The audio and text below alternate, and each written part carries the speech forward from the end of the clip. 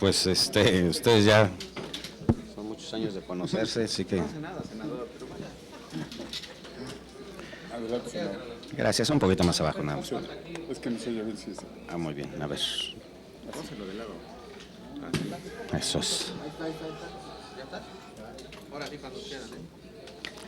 Voy a hablar sobre el tema petrolero, sobre el tema de la Ronda 1, sus consecuencias. Voy a leerles un documento que les he preparado.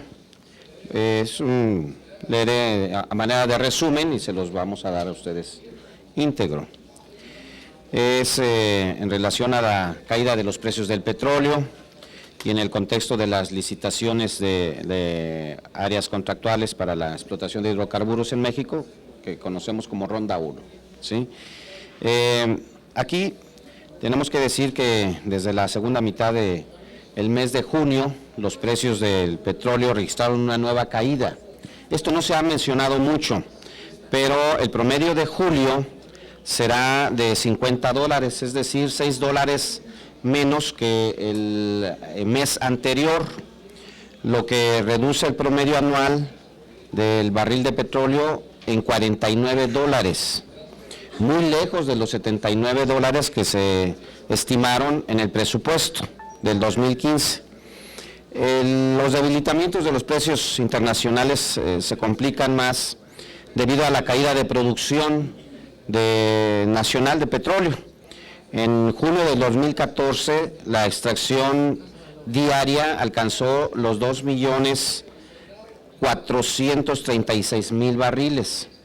En cambio, en el mes pasado, un año después, tenemos solo 2.247.000 barriles. Esto es 189.000 barriles menos al día, lo que significa el 8% menos. El impacto de la pérdida del precio del barril más la disminución de la producción, ambos fenómenos conducen a una reducción de los ingresos anuales vía del petróleo que podría estar en el 40% de los ingresos menores. Esto es que ya estamos hablando de prácticamente 400,000 millones de pesos menos para este año. Hay que recordar incluso que ya se hizo un recorte al gasto federal por 124,000 millones, sin embargo, vean ustedes la diferencia que hay, ese es el impacto de las finanzas petroleras hasta este momento. La caída de los precios internacionales, hay que decirlo también, ha sido atribuida a la existencia de una sobreoferta del petróleo en el mercado internacional, acentuada por la expectativa del aumento de la producción iraní. Hay que recordar que Irán ya logró acuerdos que le permiten liberar su producción y esto podría ser entre 5 o 6 meses más adelante. Esto tiene que ver también con la caída de los precios del petróleo, ¿sí? Por otra parte, la caída de los precios del petróleo ha venido a complicar la instrumentación de la reforma petrolera, porque ha debilitado seriamente la posición del gobierno mexicano en la negociación de los contratos de la Ronda 1. En nuestra opinión, las licitaciones en curso deberían entrar en receso. Creemos nosotros que no debiera haber más licitaciones en este momento, por lo que consideramos conveniente la posición de la Secretaría de Energía, aunque ya lo desmintió, bueno, lo matizó el día de ayer, pero nosotros consideramos conveniente que se limitaran estas convocatorias ya, estas que vienen, que son de aguas profundas. Nuestra postura ha sido planteada desde siempre, desde la discusión justamente de la reforma constitucional, no solo por la consideración de que la inestabilidad en el mercado petrolero internacional ha llevado a un gran número de empresas a reestructurar sus carteras de proyectos y que si el gobierno mexicano se empecina en licitar las reservas nacionales, lo tendrá que hacer en condiciones de ganga para atraer a aquellas empresas especializadas en este tipo de compras.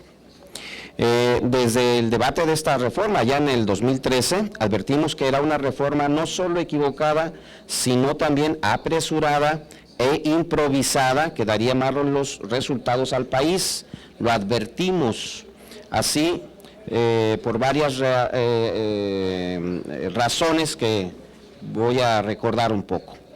Petróleos Mexicanos, además de aportar beneficios tangibles para el país, es una institución con una gran experiencia y capacidad que no debería ser debilitada irresponsablemente, porque de ella depende pues, la estabilidad financiera del gobierno mexicano.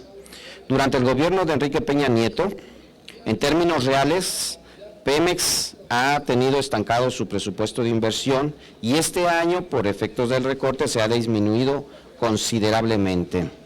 El resultado es que no se ha logrado detener la declinación de su plataforma de extracción y cada vez tiene mayores problemas que empujan a sobreendeudarse.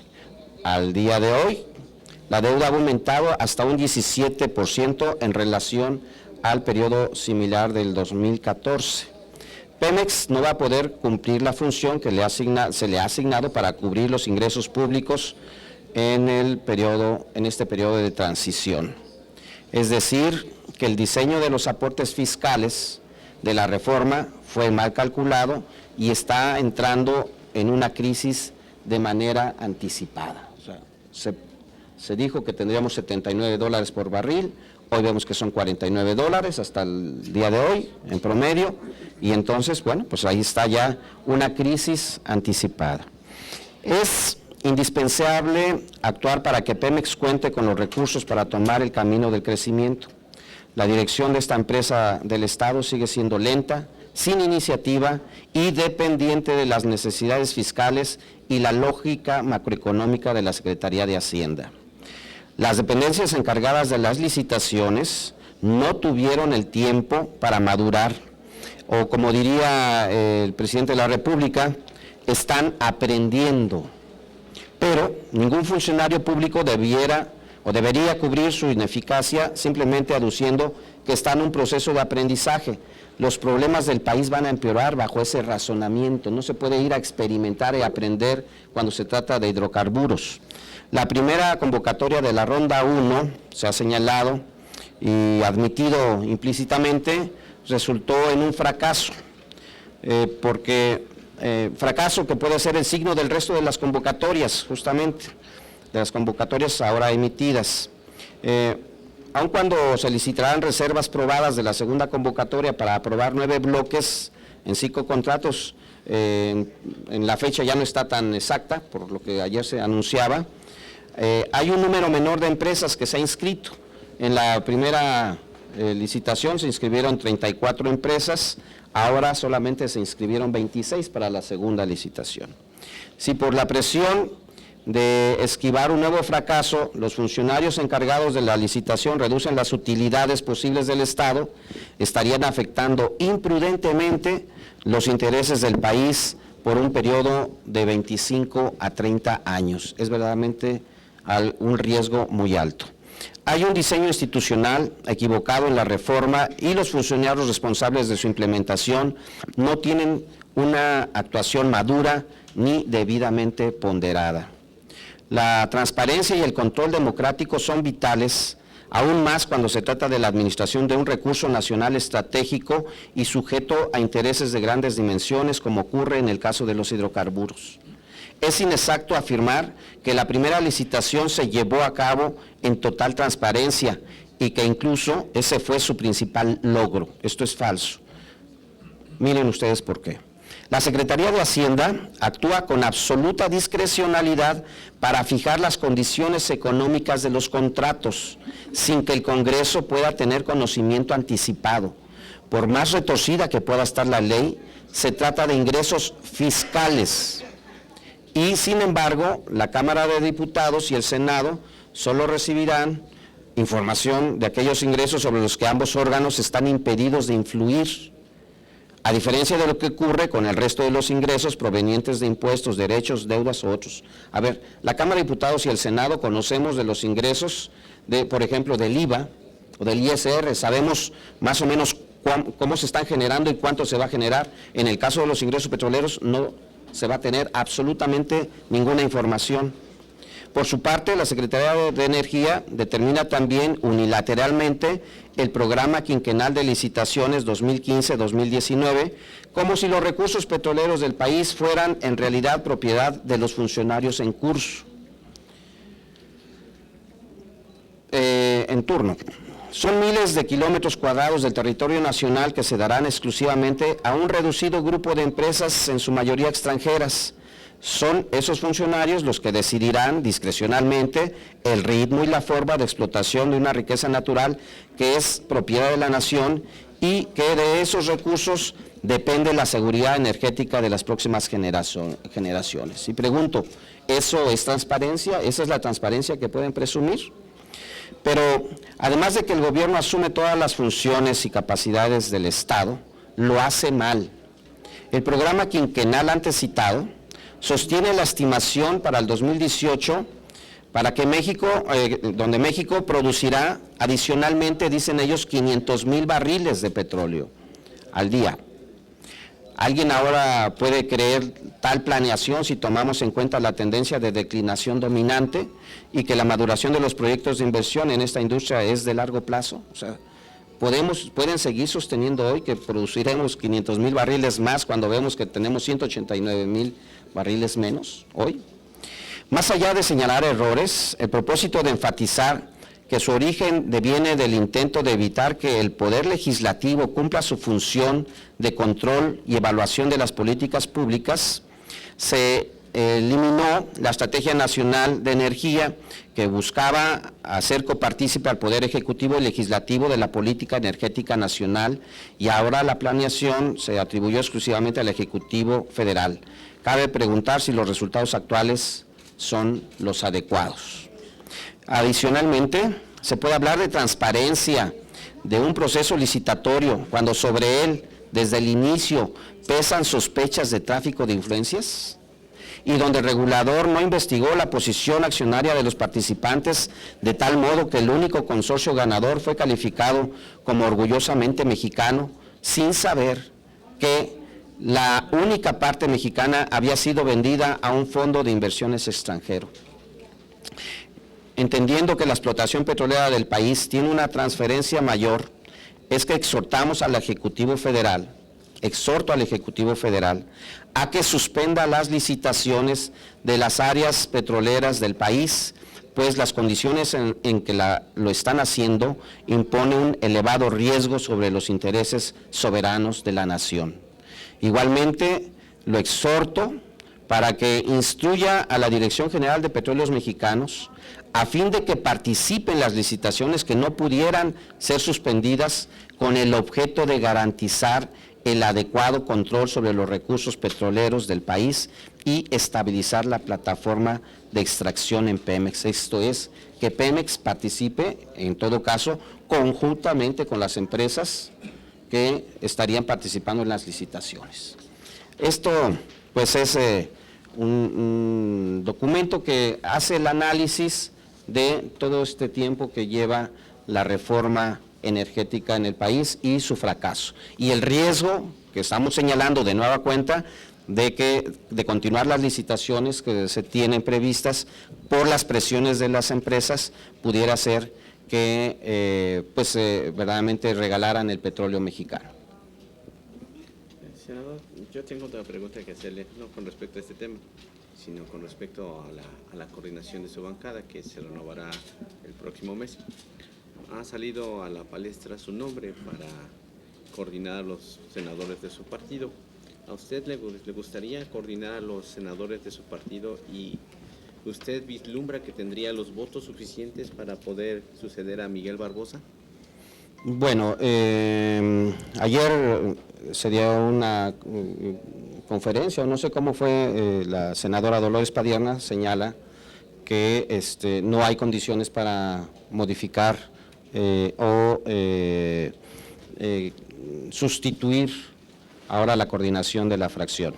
Y señala mi nombre. Yo quiero decirles que jamás, ni a la senadora Dolores, ni a ningún otro senador o senadora, he mencionado que yo pretendo el espacio. O sea, jamás, y se lo puedo decir en frente de los 122 de los 21 senadoras, senadores que tenemos en la fracción. No estamos en ese momento. En todo caso, y los señalamientos que se hicieron de parte del presidente del partido, de Carlos Navarrete, pues él corrigió y él dijo que se tiene que discutir según los estatutos que tenemos en la fracción, y eso lo haremos el próximo 25 o 26 de agosto, ¿no? Eso se tendrá que discutir ahí, pero hasta el momento no ha habido ninguna manifestación de mi parte. Entonces, usted se descarta y ve condiciones para que el coordinador Barbosa sea reelegido por mayoría. Yo leí lo que dice la senadora Dolores Padierna.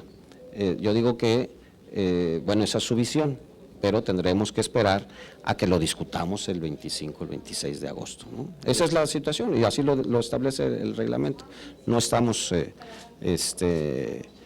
apuntándonos ni descartándonos. Ese es un proceso que tiene que ser discutido entre todos los que somos del PRD, por cierto, entre los que somos del PRD. Y otra pregunta, también se renueva la mesa directiva por una nueva legislatura. ¿Usted confía que tiene los votos suficientes de los demás grupos parlamentarios para continuar en su cargo de vicepresidente? Ustedes saben que esa es una negociación de fracciones.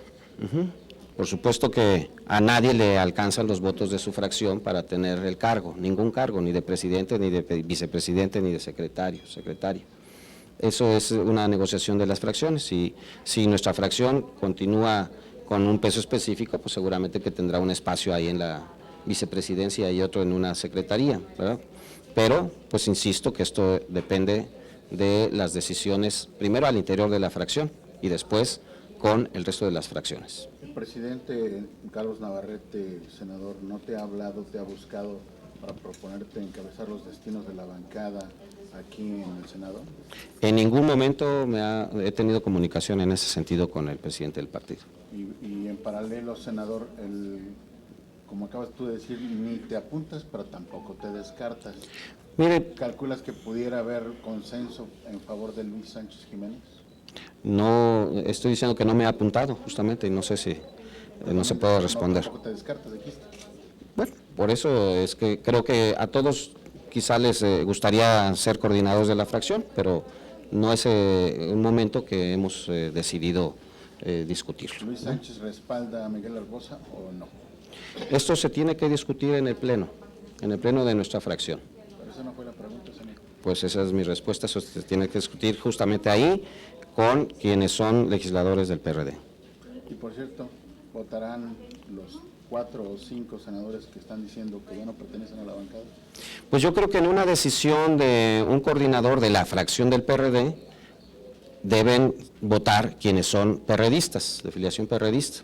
Me parece que el resto no podría votar. 16, pues. No, pues son 4 menos, son 18. No, y el que está en Bueno, lugar de 17. Alejandra Barrales también dice que no quiere ser de la bancada. Así es, quedaríamos 17 senadoras y senadores. Muy bien.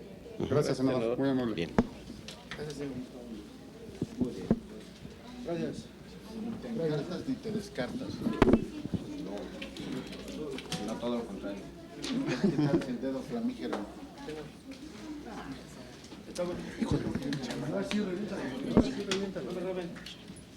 A ti no.